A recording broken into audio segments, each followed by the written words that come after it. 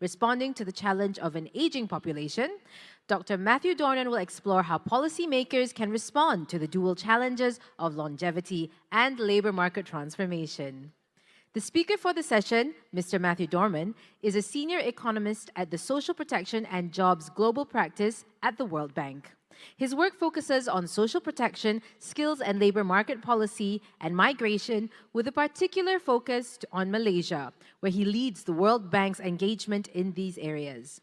Before his current posting in Malaysia, Dr. Dornan worked for the World Bank in Papua New Guinea, Fiji, Tonga, the Republic of Marshall Islands, Vanuatu, Samoa, and Kiribati, and assisted in projects on cash transfer programs, active labor market policies, TVET and skills development, international labor mobility, and social protection responses to COVID-19. Please welcome Dr. Matthew Dornan.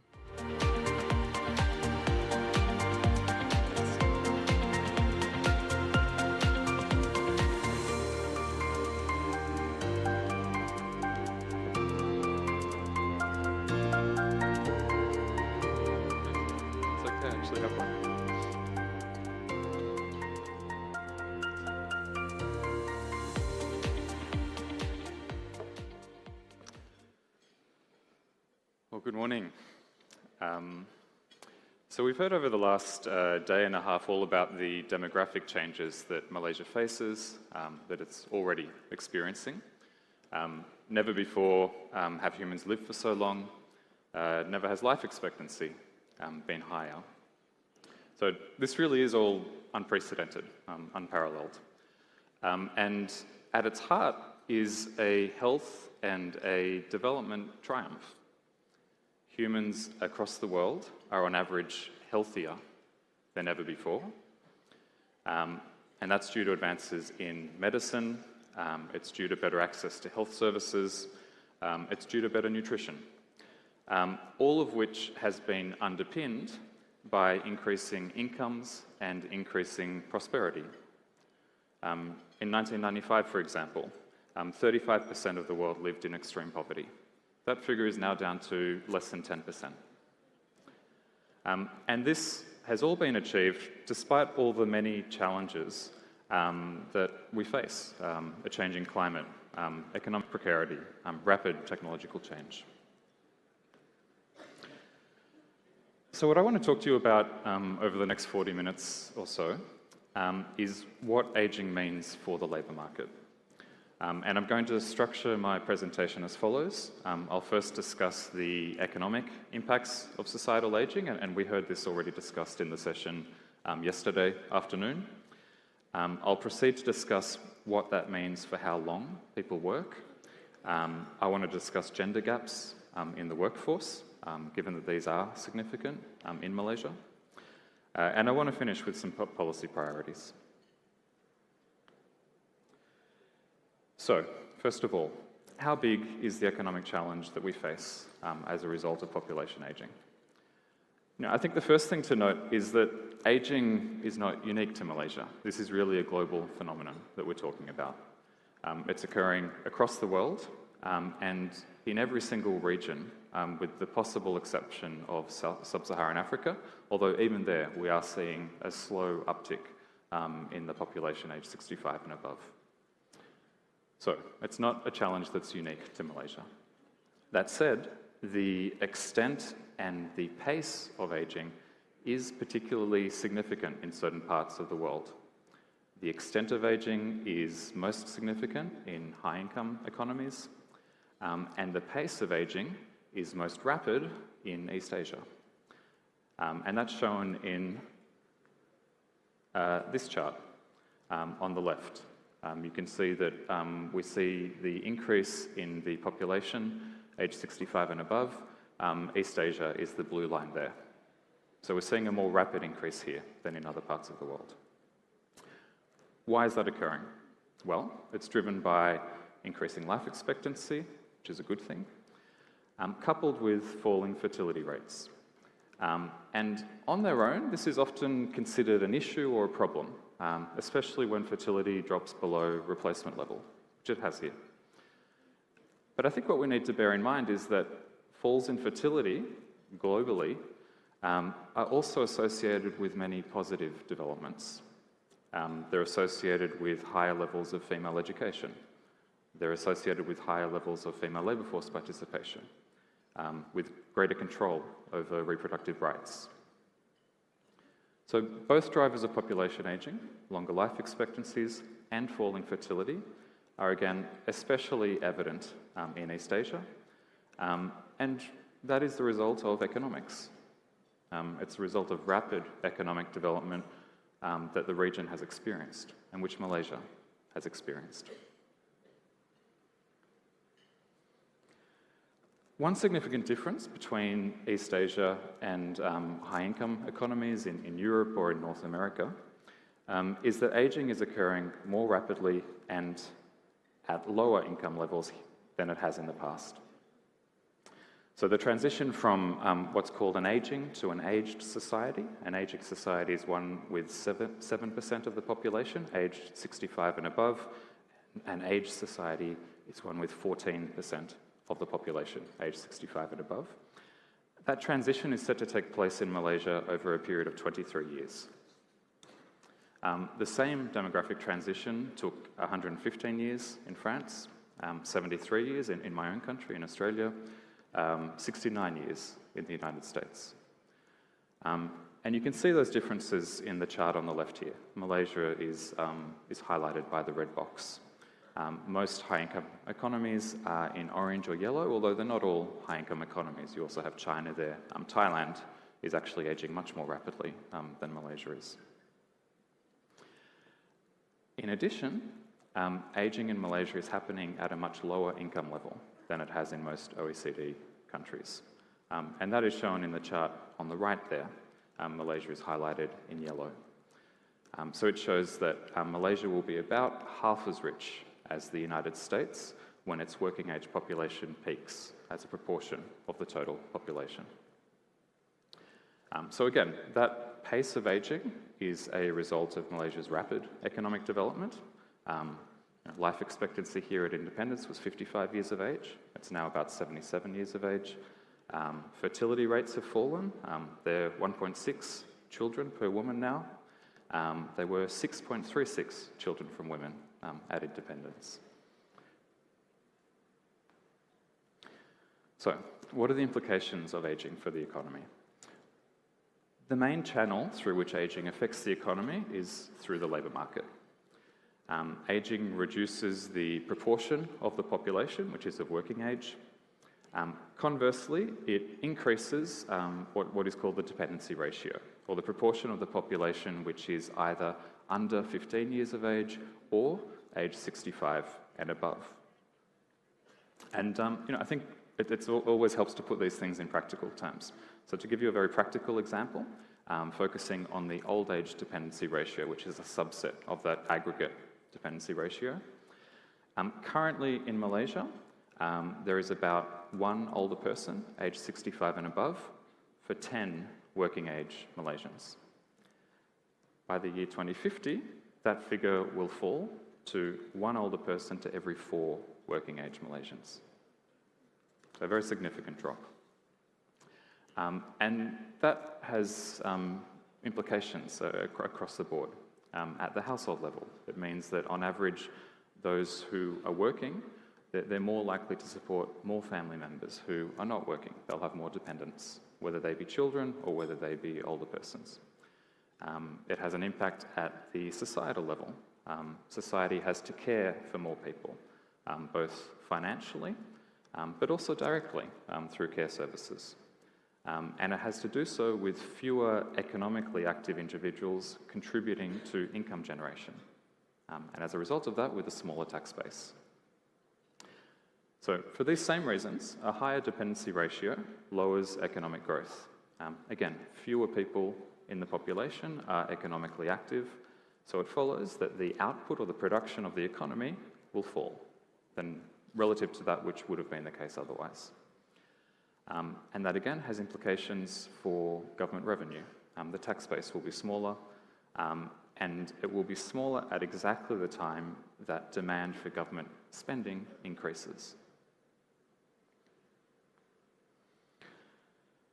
So on the left here, we have a visualization of what ageing will mean for the dependency ratio in Malaysia in the decades ahead. The old age dependency ratio is already rising. That's shown by the grey bars in that chart on the left. But the overall dependency ratio doesn't actually start to increase until about 2033. And we don't see significant growth until around the year 2045. So that's really when the economic impacts of ageing are going to be felt more acutely in Malaysia. How significant are the ramifications? Well, the charts on the right give some sense for this impact. So by 2050, the impact on the working age population share for Malaysia is fairly limited. But if we project several decades ahead, we begin to see impacts that are more similar to those that are already being faced by Korea, which is the country on the far left of that top right-hand chart. So that in turn does have a significant impact on annual GDP growth. And again, if we take the case of Korea on the bottom right-hand chart there, we see a very significant impact on the Korean economy of ageing. It's an impact of around 2 percentage points, which is about 2/3 of Korea's growth. Korea typically grows at about 3% per annum. Now, this all sounds pretty ominous, pretty negative. So I do want to emphasize that I don't think this is a completely accurate picture. And in fact, a key message I want you to take away from this talk is that while there is reason to be concerned, we don't need to be alarmed. There are things that we can do to address the challenges that this presents. These fairly dire predictions really concern, they're really a worst case scenario. The projections assume a business as usual case where there is no response to ageing, whether on the part of the government, whether on the part of the market, society, households. Now, what do I mean by that? Well, a business as usual scenario assumes that, to take an example, the retirement age remains fixed. The policymakers don't try to incentivize people to extend their working lives. It assumes that at the household level, people don't respond to economic challenges in the form of greater labour market participation. It assumes that existing levels of discrimination against older workers continue, even though a greater and greater share of the population is going to be older. So, I think this is an unlikely scenario. People do respond to challenges, to changing incentives. Governments respond. So how can we mitigate the impacts on the economy? The most obvious response is to slow that increase in the dependency ratio through higher employment and through higher labour force participation. And that is most feasible amongst groups of workers who are underemployed or are underutilised in the labour force. And I'll touch on that more shortly. A second set of responses aims to make better use of those who are already economically active, or in other words, to improve labour productivity. So investments and adoption of new technology has a role to play here, even if there are some negative employment impacts, especially in the short term. Human capital is also important, and by this I'm referring to the health, the skills, the capabilities of the labour force. And I think importantly, these two sets of policy responses, they're not mutually exclusive. In fact, both are important. And they often reinforce one another. So for example, the labour force participation of older persons is very closely linked to their health. The Malaysia Retirement Survey, which is undertaken by the Social Wellbeing Research Centre at it shows that the employment rate of those aged 60 and above is almost 4 times higher amongst individuals who are in good health relative to those who are in poor health. And intuitively this makes sense. People drop out of the labour force due to poor health.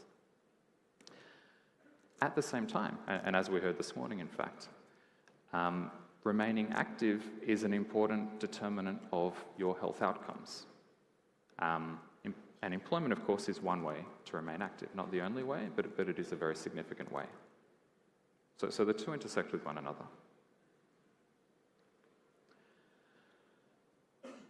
So I'm going to turn now to discuss the extension of working lives.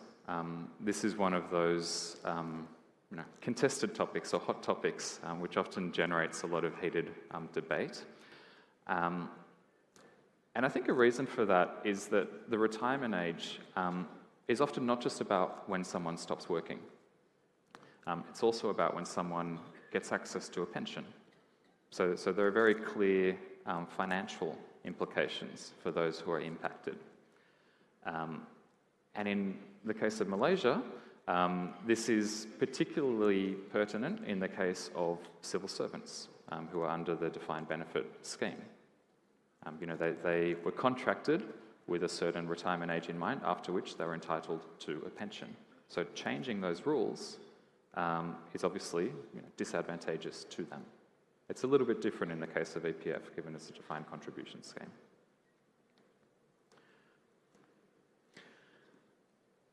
Setting aside those political sensitivities, the fact is, globally, a common response to ageing has been to extend working lives. This has often involved increases to the retirement age. It has involved increases to the age at which someone is eligible to receive their pension. But often these are coupled with other reforms aimed at providing incentives for older persons to continue working, whether on a full-time or a part-time basis. Now, I think this chart is really striking. And I think it really highlights why extending working lives needs to be a priority in the Malaysian context. So you can see that this chart shows the employment rate amongst older persons, generously defined. It's people aged 50 to 74. And you can see that the employment rate in Malaysia is far lower than the other countries in that chart. This is primarily high-income countries, but it's not only high-income countries. You have Chile and Mexico there, who are of a very similar income level to Malaysia.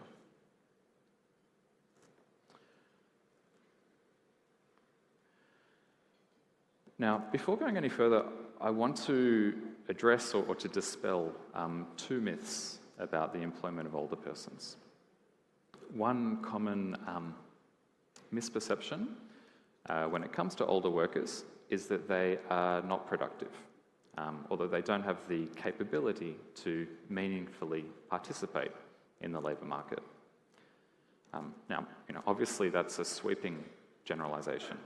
The older population is incredibly varied, and people of the same age can be in very different states of health, just as is the case with the broader population. Unfortunately, though, that is a common view. And it's a common view amongst employers in Malaysia. So we undertook a survey of employers in Malaysia in the manufacturing and construction sectors in 2023 to gauge attitudes on exactly this issue, on the employment of older workers. Only 30% of firms said that they were likely or very likely to hire a worker aged 54 to 59 years of age. And that figure dropped to 20% of employers when they were considering a worker aged over 60 years of age. Amongst those who would not hire older workers, which again was the majority, about 46% said that the job would be too physically demanding for an older person. 37% said that older workers are less productive. 34% said that they lack digital skills. 27% said that they would not hire an older worker because their technical skills are outdated. Now, zooming back and looking at the picture globally, the empirical evidence actually tells a very different story. On average, the studies that have been conducted on this topic find that there is no significant difference in the productivity of older and younger workers. And in fact, there is some emerging evidence that shows that teams that are multi-generational, which have a mix of both old and younger workers, tend to outperform teams that are comprised solely of young workers or solely of old workers. What's more, there's evidence that improving health is not only leading to longer life expectancy, but it's also increasing capabilities at older ages. The chart there on the right, I think, is a really interesting one. It was published fairly recently in the IMF World Economic Outlook, which has a chapter on the silver economy, and I'd encourage you all to take a look at that document. What they did is that they looked at microdata on assessments to look at the capabilities of older workers across time. And they show that over time there has been a very significant improvement in the capabilities of older workers. And you can see that there. All of those are improvements. Cognitive capacity in particular has shifted dramatically. And these are really significant increases. So to give you a sense for how significant they are, what this study found was that a person aged 70 in the year that this survey was undertaken, 2022, that person had the same cognitive capacity as someone aged 53 in the year 2000. So in the space of 22 years, we've seen this rapid uptick in capacity. So the evidence clearly shows us that older people are, of course, capable of contributing past the age of 60, which is when the minimum retirement age is set here.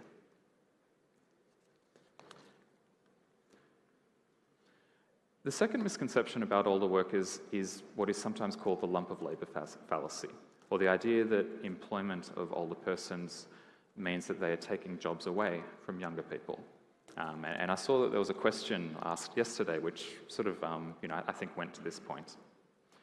This is a very intuitive concept, right? So if an older person remains in employment, that means there is one less job for a younger person to take up. And that is true in certain situations. It's true in contexts where there is a ceiling on the number of people who can be employed. And often that is the case for the civil service. There are caps on recruitment or on employment. And so in that case, this is a true statement. Those concerns are real. But in the real world, in the market economy, that is simply not the case. There is not a fixed number of jobs in the economy. The number of jobs rises and falls based on economic activity, based on demand for products which are produced by workers. So the employment of an older person who would otherwise not have been employed means that that person earns an income that they otherwise would not have had. They spend their money, which they otherwise would not have spent. They spend it on goods and services, which are produced by other workers. So there are these multiplier effects. And what that means is that this relationship between employment of older and younger workers is actually not clear-cut at all. Employment of older workers may result in less employment of younger workers, but it may also result in employment of more younger workers. That really is a function of spending patterns. It's a function of the extent to which skills between these two groups of workers are substitutable. Because again, people are not homogenous. We all have different skills that we bring to the labour market. So ultimately, this becomes a matter of empirics. What do we see in the real world? And what we see globally is that employment of older workers doesn't appear to reduce employment of younger workers. In fact, the opposite is true. Countries with higher employment rates amongst older workers also have higher employment rates amongst younger workers. And you can see that in the chart here. Now, some colleagues of mine, Alicia Jasmine, Amanina Raman, Li Shen Liu, have undertaken empirical work on this exact topic in Malaysia. What did they find? Well, they found a positive relationship between employment of older and younger workers over time and across states. So in other words, employment of older workers is associated with employment of more younger workers in Malaysia. So to recap, there is an economic argument to extend working lives or to increase the employment of older workers, given low rates of employment amongst this group and given the labour market impacts of population ageing. At the same time, some of the more common objections to this are simply misplaced. Contrary to what is often popular opinion, older workers are as productive on average as younger workers.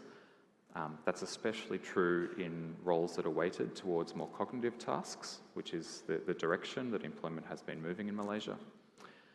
Similarly, concerns about older workers taking employment from younger workers are simply not supported by the evidence, not globally and not in Malaysia. What are the challenges though?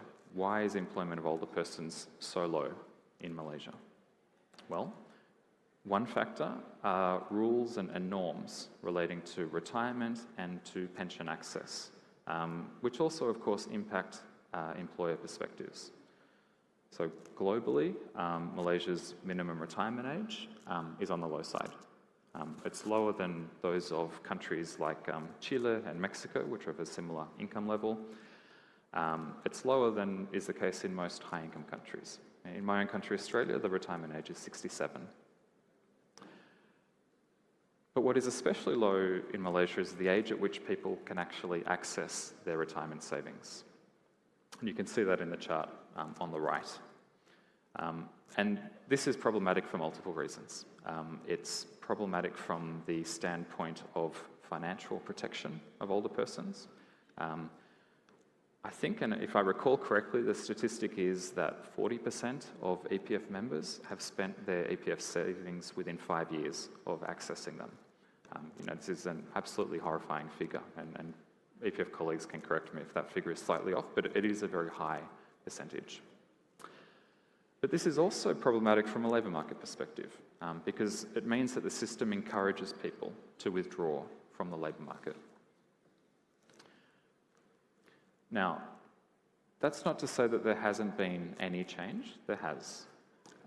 The duration of working lives in Malaysia has been trending upwards, particularly since around 2012, which is when the minimum retirement age in Malaysia was increased from 55 to 60. But since then as well, and that's shown by the blue bar in that figure on the left.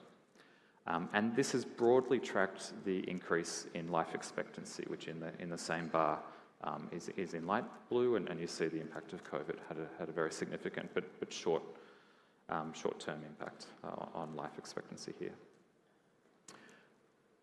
Now, if we look closer though at this increase in working lives, this increase in Malaysia is actually almost entirely driven by women, and that is a function of greater female labour force participation, which has also been trending up over the same period. Though, of course, it remains well below that of men, and I'll talk about that now. So, I wanted to talk about gender gaps in employment for a few reasons. One is that women have shorter working lives than men, so this is a very important part of the issue when we're talking about extending working lives and the impacts of ageing on the labour market. But I think more broadly, in the context of an ageing population where we have a declining share of the labour force that is of working age, a policy priority should be ensuring that Malaysia makes the most of its human resources. And to do that, it needs to ensure that there is no gender gap between women and men's participation in the labour market. That's particularly the case here, given that women tend to be better educated than men do. And the data in Malaysia's case is very clear. Improving labour force participation of women needs to be a priority.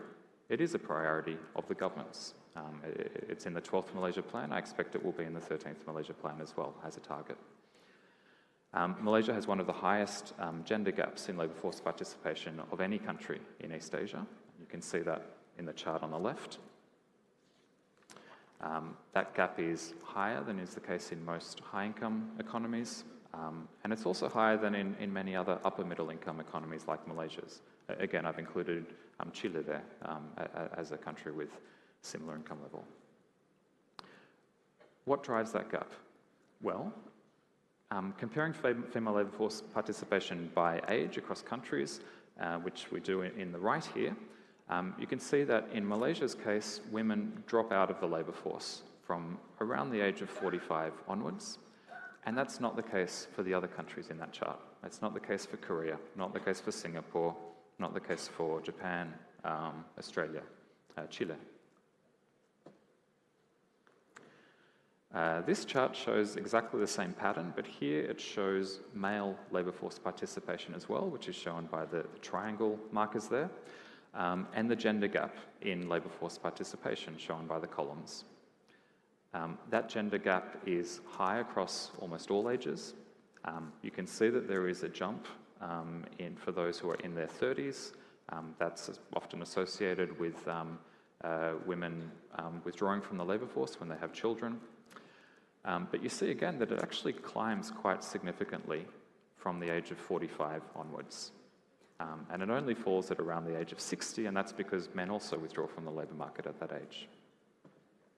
So this is the age bracket that I think deserves more attention and more focus in efforts to improve labour force participation. What explains that drop in female labour force participation post age 45? Well, one potential explanation relates to care responsibilities.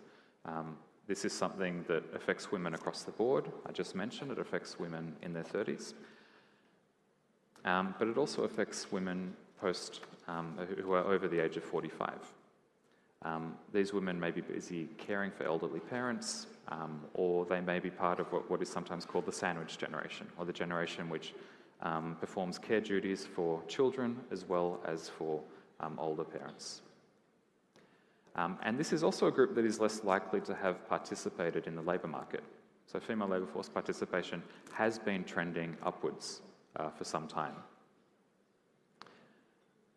So one thing that is clear is that the gender gap in labour force participation is also strongest for those who are less educated. And you can see that in the chart on the right there. In fact, for tertiary educated Malaysians, the gender gap is very small. It's pretty similar to the gender gap in high-income economies. So this gender gap in labour force participation is really driven by people who are without a tertiary education. So it's women with lower levels of education who are less likely to be employed. These are the same women, of course, who are more likely to earn lower wages, who are more likely to be in precarious employment, without job security, without flexible work arrangements, often without access to employer-provided childcare. And these same women are also unlikely to be in a position to afford childcare unless it is subsidised. And in most cases in Malaysia, it's not subsidised, or not heavily so. So I want to turn to the policy priorities now. Again, there are effectively two ways to address this decline in the working age population share. And in doing so, to mitigate those potential negative economic impacts that arise from ageing. One is to make better use of workers to improve labour productivity. The second is to slow any increase in that dependency ratio, which can be done through higher employment and higher labour force participation amongst underutilised groups, such as women. So policies to address both of these objectives can be categorised into three areas. One set of policies aim to increase female labour force participation, as well as employment amongst groups of workers who are underutilised in the labour market. So young workers, for example, who have a higher unemployment rate than does the broader population. A second set of policies aims to extend productive working lives, and a third set of policies aims to improve health, and that impacts both employment rates as well as labour productivity. So The IMF in this chapter of the World Economic Outlook has actually quantified the impacts of each of these on GDP growth, projecting forward to the year 2100. And they've done this for a range of countries. Unfortunately, not Malaysia, but a range of other countries. Most of them high-income economies, not all of them. Though Malaysia is not covered, I included the chart here because I think it gives us some sense for the relative importance of policies in each of these areas. So you can see the country to the furthest right in that chart, India, it has a very big gender gap in labour force participation. So closing that gap produces the largest benefit, and that's shown by the yellow colour there. Malaysia also has a very significant gender gap in labour force participation, so we would expect a fairly big impact here if that gap is closed. Perhaps not quite so large, but it still would be quite significant. The red bar in this chart shows the impact from increasing the effective retirement age. So this is not the legal retirement age, but it's the age at which people actually do retire or withdraw from the labour market. In India's case, this is a very small figure. That's because most people there work in the informal sector and they simply don't retire. They continue to work in old age because they don't have adequate retirement savings, so that they work until their health fails. In Malaysia's case, it would be a very different story, of course. Malaysia has a much smaller informal sector. And as we saw earlier, employment of older workers is actually fairly low relative to comparable countries. So here, I really struggled to identify a country to compare Malaysia with, but I'm going to go with Greece, which is towards the right. It's, I think, the fifth furthest from the right. Now, Greece has an effective retirement age of 61 years of age, which is fairly close to the minimum retirement age here. And you can see the impact there of extending that effective retirement age. It's about a third of the potential economic benefit from these labour supply policies. And then lastly, we have the impact of health reforms, or policies that would improve the health of the population and by default of the labour force. And I'll talk a little bit more about these shortly, but you can see here that the impact of these policies is really significant across all countries, perhaps with the exception of some of some high-income economies which have good health systems, but broadly speaking, very impactful. And again, in Malaysia's case, we would expect the impact to be quite large because Malaysia has a heavy burden of non-communicable diseases. So there is a lot of room for improvement there. And of course, we heard about that in the session earlier this morning. So I'm going to go through each of these before wrapping up. What would these health reforms entail? Well, I think the focus needs to be non-communicable diseases and prevention of non-communicable diseases. Only 1/5 of adults in Malaysia who as they transit to old age, have a normal weight. Over 40% of 65 to 69-year-olds have diabetes. Over 60% have high cholesterol. There's a whole series of statistics there. And these figures are considerably higher than is the case for most comparator countries. And they can be lowered. They can be lowered through improved nutrition over a person's life, and there are policy measures that can help facilitate that, like the taxation of sweetened food and beverages, mandatory limits on trans fatty acids, education. Those figures can be lowered through healthy and active lifestyles over the life of a person. Again, there are policy measures that can help to support that. Better access to public open spaces, adequate taxation of tobacco. And then, of course, we need to ensure that everyone has access to quality healthcare. So the second set of policy priorities concerns the extension of working lives. And again, this is always politically contentious, but it is important. And it's important both from the perspective of the labour market, but also from the perspective of financial protection of older persons. So policy priorities here include increasing the minimum retirement age and the pension withdrawal age. Ideally, these should be the same figure, And ideally, they should be indexed to life expectancy, so they climb over time as life expectancy is prolonged. And this is important both in terms of signalling, but it's also important in terms of the incentives that are provided to workers.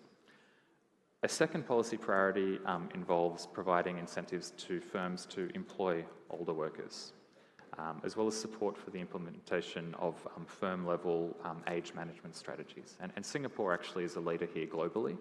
They have grants and so forth that they provide to firms for exactly this purpose. And then lastly, support for lifelong learning. This is something which is relevant to older workers, but it's also relevant more broadly, and I think increasingly will be more relevant as technology changes more rapidly. And there are a number of initiatives here. Both France and Singapore have implemented individualized learning accounts where someone has basically a credit that they can then use on upskilling. But there are other areas. I think recognition of prior learning has been shown to be very effective in supporting labour market participation of older workers. That should be more readily available, it should be simpler, it should be less costly. In the Malaysian context, another thing that I would highlight is the need for strong foundational skills, because strong foundational skills facilitate learning over the life cycle. And I am out of time, so I will go straight to the last slide. And this is last, but it's certainly not least. This is the need to close the gender gap in labour force participation. So policy priorities here include incentivising and potentially mandating inclusive or flexible work arrangements that can help to facilitate labour force participation amongst those who have caring responsibilities. And that shouldn't just be women, of course. That should apply to both genders. Support for care services. And I think particularly in Malaysia's case, being more generous in the subsidisation of childcare would be an important step forward. There are other types of support that can help to facilitate better employment outcomes for those who are disadvantaged in the labour market. I won't go into those. One I do want to highlight at the end, though, is that I think in the longer term, it's very clear that migration is going to become important to filling some of these labour market gaps. If you contrast the experience of Japan, which is now opening up its migration program, but for many years didn't do that, with the experience of, say, the United States or Australia, which have much more open migration policies, you see the economic impacts that migration can have. So I think ensuring that, recognising the contribution of foreign workers and ensuring that the migration system is both responsive to those needs, but is also protective of those workers. That should be a policy priority going forward. I will end there. Terima kasih. Thank you very much, Dr. Matthew Dornan, for that inspiring and very educational presentation. We invite you to center stage to take the official photograph.